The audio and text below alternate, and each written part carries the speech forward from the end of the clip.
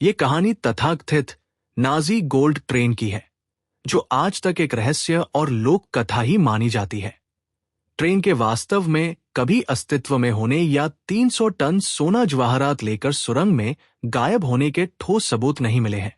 फिर भी द्वितीय विश्व युद्ध के अंतिम दिनों से जुड़ा ये किस्सा आज भी दुनिया भर के शिकारियों और मीडिया को रोमांचित करता है।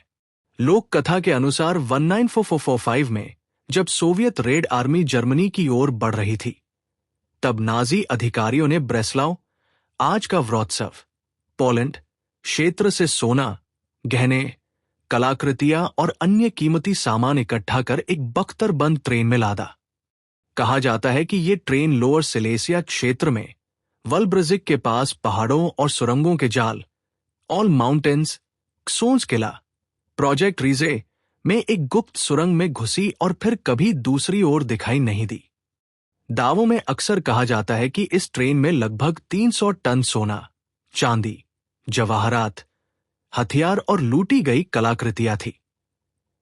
कुछ लोग तो प्रसिद्ध एम्बर रूम के हिस्से तक होने की बात कहते हैं, पर यह सब केवल दंतकथा के स्तर पर ही है। 2015 में एक जर्मन और एक पोलिश खजाना शिकारी ने दावा किया कि उन्होंने वल्ब्रजिक के पास रेल लाइन के नीचे ग्राउंड पेनिट्रेटिंग रडार से एक बड़ी भूमिगत ट्रेन जैसी आकृति खोजी है और सरकार से मिलने वाले खजाने में 10% हिस्सेदारी भी मांगी। इस दावे ने पूरे पोलैंड और अंतर्राष्ट्रीय मीडिया में सनसनी फैला दी। स्थानीय प्रशासन ने आपात समिति बनाई, पर्यटकों की भीड़ बढ़ी और नाजी गोल्ड ट्रेन थीम पर स्मृति चिन्ह और पर्यटन आकर्षण शुरू हो गए। बाद में सरकारी और स्वतंत्र विशेषज्ञ टीमों ने सर्वे किया। क्राकोव माइनिंग अकादमी के वैज्ञानिकों ने 2015 के अंत में निष्कर्ष दिया कि वहां कोई ट्रेन नहीं है, केवल सुरंग प्रकार की भूरचनाएं हो सकती है।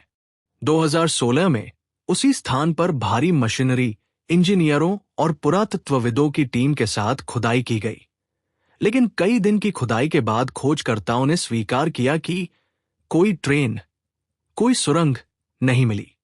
इतिहासकारों और आधिकारिक जांचों का निष्कर्ष है कि न तो आज तक कोई नाजी गोल्ड ट्रेन मिली है और न ही ऐसे किसी विशिष्ट ट्रेन के अस्तित्व का ठोस दस्तावेजी प्रमाण उपलब्ध है। इसे अधिकतर स्थानीय लोक कथा और मिथक माना जाता है। फिर भी कहानी जिंदा क्यों है? नाजी दौर में यूरोप से बड़े पैमाने पर सोना, गहने और कला संग्रह लूटे गए थे, जिनमें से काफी संपत्ति अब भी गायब है।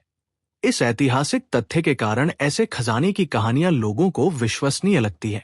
वल्ब्रजिक और सिलेसिया क्षेत्र पहाड़ों, पुरानी खदानों, सुरंगों और किलों से भरा है, जिससे छिपे खजाने वाली कल्पनाओं को भौगोलिक आधार मिल जाता है और स्थानीय पर्यटन को भी लाभ होता है। इसलिए ये दंतकथा आज तक जीवित और लोकप्रिय बनी हुई है।